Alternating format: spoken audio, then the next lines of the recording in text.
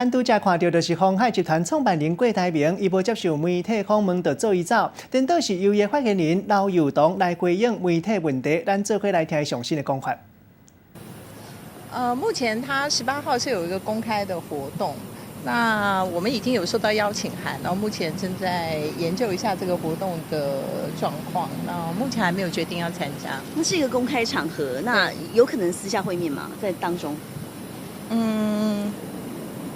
应该说它是个公开，目前它是一个公开活动啦，所以我想，如果没有另外安排的话，应该就不会在当天有什么私下见面。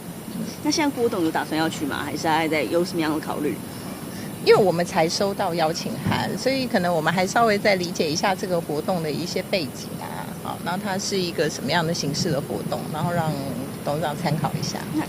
董事长刚才台上有说，就是今天的就是他回国之后的第一个公开行程嘛，那为什么会选择这样子的一个时间跟大家见面？因为其实这个活动每年都有。它是永林希望小学每年在暑假的时候，我们大概都会办一个像这样子的营队活动。那主要都是为了我们这个所有的参与暑期活动的希望小学的孩子们。那因为其实这个他决定来也是蛮临时的啦，因为这个是我们每年既定的行程。那过去因为他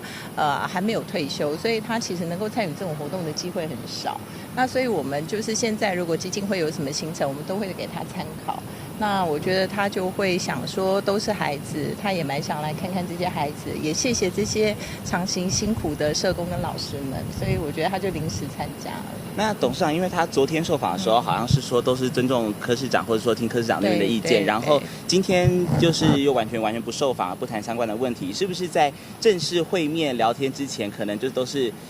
不能讲到这一方面事情呢？还是说有被下一个封口令这样子？